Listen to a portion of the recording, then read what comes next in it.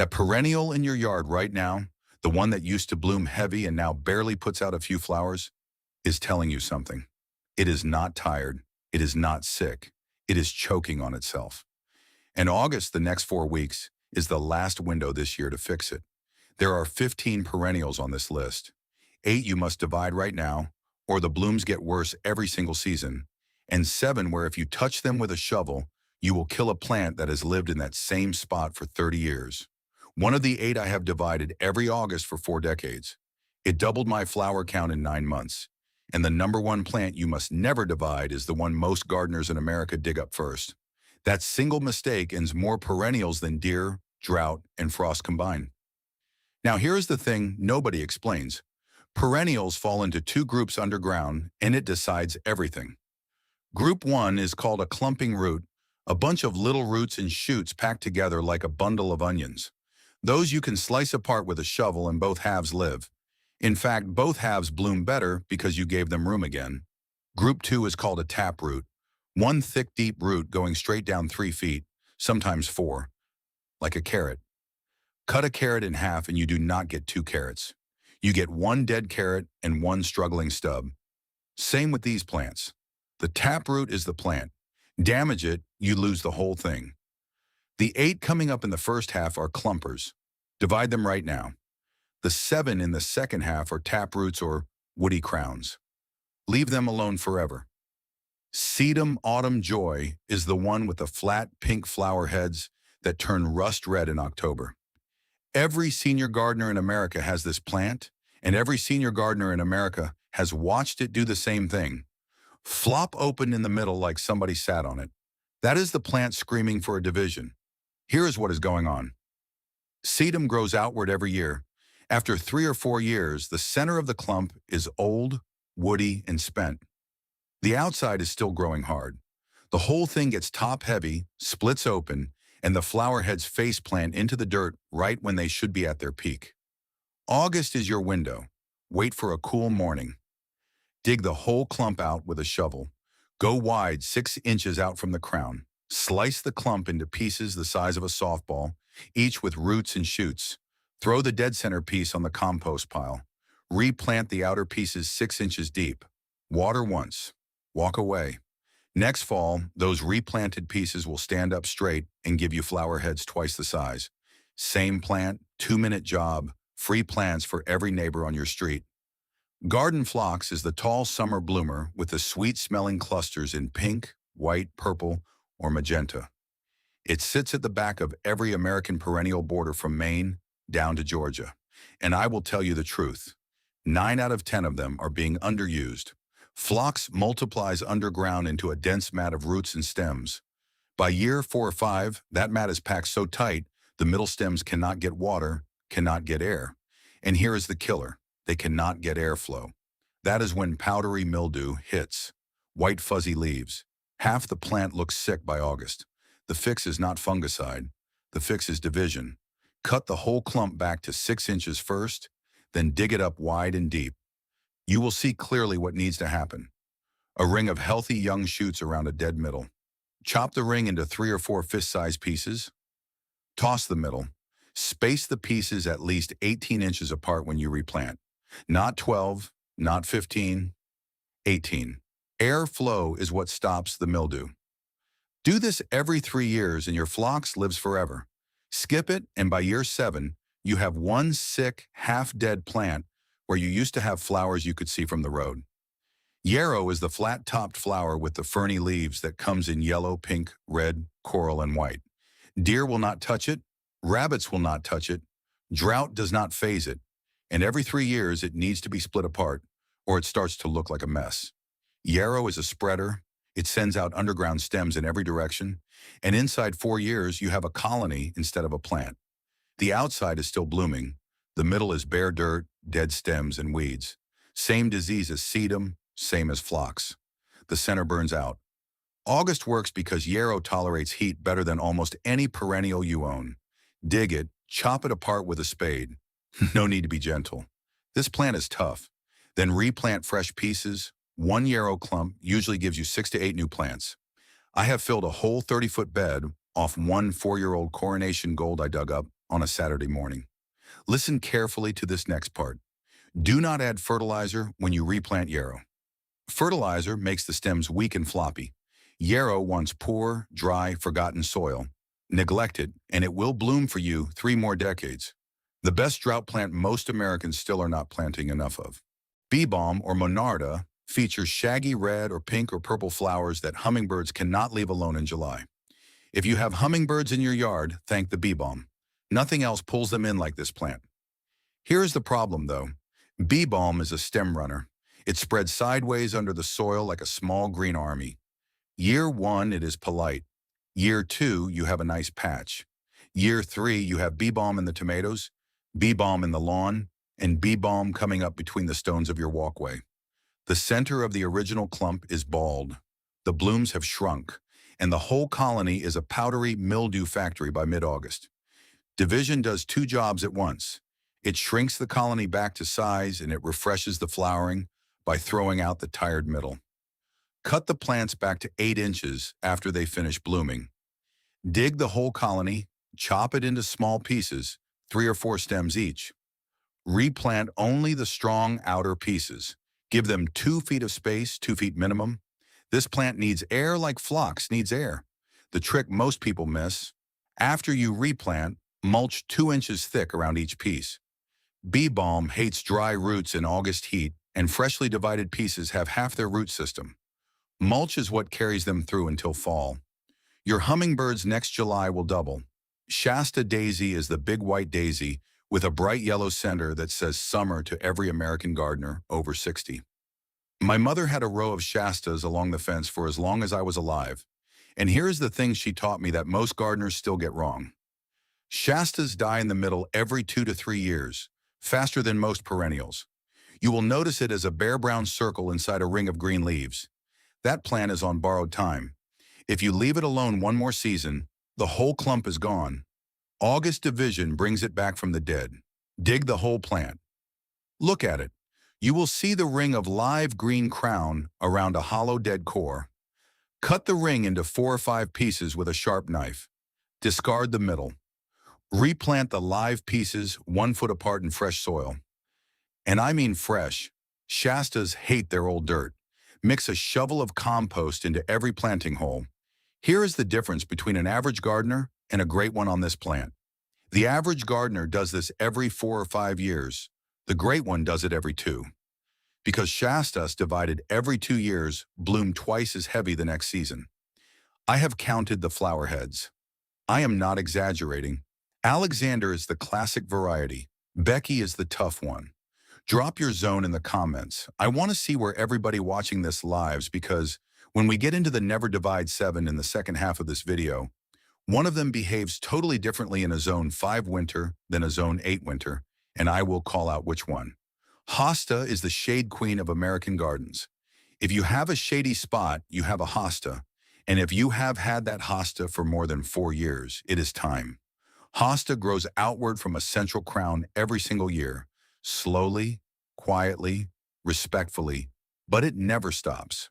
After 5, 6, or 7 years, you have a plant the size of a bathtub, and the middle leaves are smaller than they used to be. That is the signal. The plant has outgrown its own root system. August works for hosta in most of the country. In zones 5 and 6, August is ideal. In zones 3 and 4, push it earlier, late July. In zones 7 and 8, you have until early September. The soil needs to be warm enough for new roots, but cool enough for the plant not to fry. Dig the whole plant. Big shovel, go wide, get the entire root ball. Wash the dirt off with a garden hose so you can see what you are doing. Now look at the crown. You will see natural divisions. The hosta will tell you where to cut. Use a sharp knife, sometimes a serrated bread knife for the giants and separate.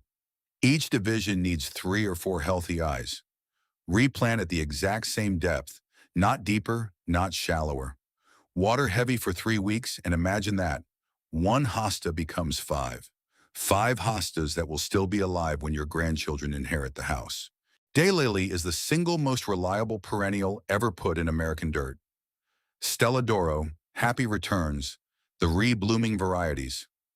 Millions of them are planted from front yards to highway medians, and most of them are quietly declining because nobody divides them anymore. Here is the pattern. A daylily grows in what gardeners call fans.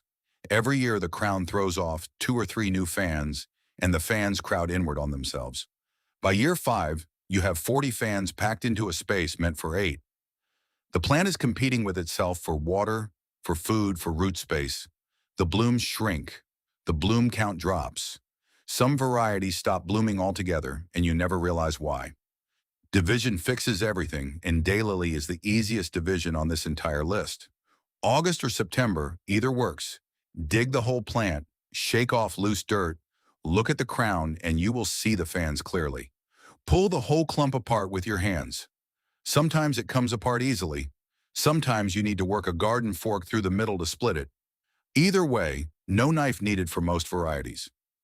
Replant clumps of 3 to 5 fans each, 2 feet apart. Water in. That is the entire job. Now here is what nobody talks about. Daylily divisions bloom the very next summer. Not 2 years, not 3. The next summer. Almost no other perennial on this list can promise that. Divide 5 plants this August, and you have 20 blooming plants next July. Best plant to hand out to grandkids who are just starting a garden. This whole approach, how to build a garden that basically takes care of itself once it is established, is something I have detailed extensively. It goes way deeper than what fits into one video. Bearded iris is the one plant on this list where division is not optional but mandatory. And August is not just the best time, it is the only time. Miss August and you wait another whole year and lose another season of blooms. Bearded iris grows from a rhizome, a thick, fleshy root that sits on top of the soil, not under it. That rhizome pushes new growth forward every single year, and the old part behind it dies. After 3 years, more than half of your iris clump is dead rhizome mass, and every bit of that dead mass is a rot invitation and a food supply for iris borer, which is the worst iris pest in North America. Here is the exact drill, 6 to 8 weeks after your iris finished blooming. For most of America, that is right now, the first weeks of August, dig the whole clump, wash it clean with the hose so you can see everything. Now here is the part that separates a good gardener from a great one. Throw away the old dead center rhizomes. Do not replant them. They will not bloom. They only feed rot. Keep only the fresh outer rhizomes with a fan of green leaves attached. Trim those leaves back to a 6-inch fan shape. This is called the fan cut. It reduces water loss while new roots grow in. Replant with the top of the rhizome exposed to the sun, not buried, exposed. Iris rhizomes need to bake in the sunlight to bloom next year. Bury them and you get leaves and no flowers every single time. That is your 8 divides. Every one of them right now in August will pay you back with a better bloom next year and free plants for anyone who wants them. The next 7 perennials, do not touch them with a shovel, ever. Not in August, not in spring, not in fall. These plants do not have clumping roots.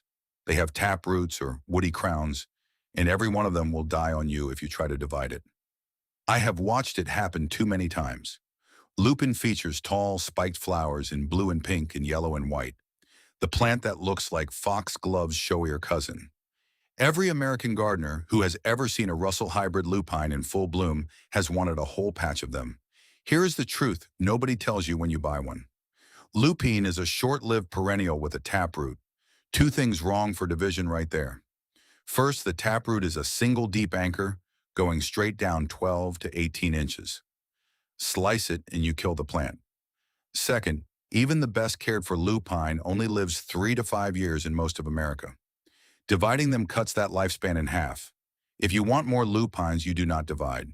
You collect the seed pods after flowering, dry them for 2 weeks, and sow the seeds directly where you want them the next spring. Lupin grown from seed on site develops its taproot in place from day 1 and lives twice as long as a transplant. Balloon flower is the plant with the puffed up bud that looks exactly like a tiny hot air balloon before it pops open into a 5-pointed star. Blue, white, pink, a perennial that looks nothing like anything else in your border. This one is dangerous because it looks like something you could divide. The plant makes a dense clump above ground, and every 3 or 4 years it gets bigger. So the amateur gardener says, right, time to split it, digs it up and discovers something horrifying. Under that neat little clump is a huge fleshy taproot going straight down, and there is no way to divide the plant without destroying the taproot. The other trap with balloon flower is that it emerges late in spring, really late, and this is where it splits by zone. In zones 3 through 5, up north where the winters are hard, balloon flower does not show a single shoot until mid-May. In zones 7 and 8 down south, it is up by early April. Every year I get emails from panicked northern gardeners who dug up their balloon flower in March thinking it was dead. It was not dead. It was just sleeping deep because the ground was still cold. Mark it with a stake and fall so you know where it lives. Lavender is the one you buy for the scent, the color, the pollinators, and for that Mediterranean cottage garden look that never goes out of style. Munstead, Hidcote, Provence, the classic varieties every American perennial grower knows by name. Here is why you cannot divide lavender. Lavender is not a true perennial. It is a small woody shrub. The base of the plant is actual wood, not soft green stem, actual wood like a tiny tree trunk. You cannot chop wood in half and expect it to root. It is like taking an axe to a rose bush and expecting two rose bushes. Every gardener I have ever met who tried to divide a mature lavender ended up with one dead pile of woody stems and a hole in their garden. If you want more lavender, you take softwood cuttings in early summer. Snip 4-inch pieces of fresh green growth from the tips, strip the lower leaves, stick them in gritty potting mix, keep them damp for 6 weeks. Free lavender plants that root faithfully. That is the only way to multiply this plant. And listen, even if you never divide it or take cuttings, a well-sited lavender in dry, poor, sunny soil will live 12 to 15 years. Leave it alone. Let it be a shrub. Oriental poppy features huge crepe paper red or orange or salmon blooms in late May and early June that stop traffic. The plant looks utterly dead by mid-July every single year and comes right back the next spring. The mid-July death is the reason people try to divide this plant, and it is the reason they kill it. They see the yellowing foliage. They think the plant is finished. They dig it up to move it or share it, and they discover the taproot, deep, brittle, and one solid piece. Here is the one window for Oriental poppy. August, and I mean August only, after the plant has gone completely dormant above ground and before it wakes up in September with a fresh flush of leaves. Miss that window and the plant will die on you. Even in August, this is a risky move, not a routine one. The taproot breaks easily. Any piece of broken root left in the ground will regrow, sometimes into a whole new plant, sometimes into nothing at all. Move it if you absolutely must move it, but do not divide it for multiplication. Multiply Oriental poppy with root cuttings taken in fall, 1-inch pieces of taproot planted horizontally in a nursery bed. The real rule for most gardeners: pick the right spot the first time. Once Oriental poppy is happy, do not move it, do not divide it, do not touch it. Butterfly weed is the bright orange native milkweed that monarch butterflies lay their eggs on. It was the perennial plant of the year in 2017 and is one of the most important native plants an American gardener can put in the ground right now with monarch populations crashing. And here's the tragedy. Every year, gardeners at every big box store buy butterfly weed transplants that die within one season. Not because the plant is difficult, but because the plant has a taproot that goes down 2, sometimes 3 feet in the wild, and once that taproot is disturbed, the plant spends the next 2 years recovering instead of blooming. You cannot divide butterfly weed. If you dig up a mature plant to split it, you will destroy the taproot and lose the whole thing. And even transplanting a young one usually costs you a full season of bloom. The only right way to grow butterfly weed is from seeds sown directly in the ground in fall. The seeds need cold winter temperatures to germinate in spring, what botanists call cold stratification. Sow the seed exactly where you want the plant, right on top of the soil, and let the winter do the work. That plant will build a fresh taproot in place and live for 20 years. Baptisia, or false indigo, is the 3-foot to 5-foot native perennial with the blue lupin-like spikes in late May and the black seed pods that rattle in the wind by August. It was the perennial plant of the year in 2010 and is one of the toughest, longest-lived perennials ever documented in an American garden. The lifespan on this plant is the reason it exists on the Never Divide list. Baptisia grows a woody, deep taproot from year 1, and by year 5, that taproot is going down 3 to 4 feet. By year 10, It is deeper than most gardeners can dig. A mature baptisia is essentially a small tree underground. Nothing you own, no shovel, no fork, no back, is getting that root out in one piece. Ask any extension service in America. Try to divide a baptisia, and you will almost certainly kill the parent plant, and the pieces you cut off will not survive either. It is a total loss for zero gain. Buy small. A 1-gallon pot roots in faster than a 5-gallon. Plant in full sun. Choose the spot carefully. That is your only job. Peony is the plant most American gardeners try to divide first, and the plant most American gardeners kill first. Here is why. Peonies live for 100 years in one spot, longer than the gardener, longer than the house sometimes, but they only bloom if the crown, the growing part just under the soil, is planted at exactly the right depth, 1 to 2 inches below the surface. Deeper than 2 inches and the plant grows leaves and refuses to bloom, sometimes for a full decade. Every time a gardener digs up a peony to divide it, they replant it at the wrong depth, every time. My grandmother planted a peony in 1954. That plant is still blooming in the same yard, 72 years later. Nobody has ever touched it. That is the rule. Do not divide peonies. Leave them where they are. That is your 15. 8 to divide this August.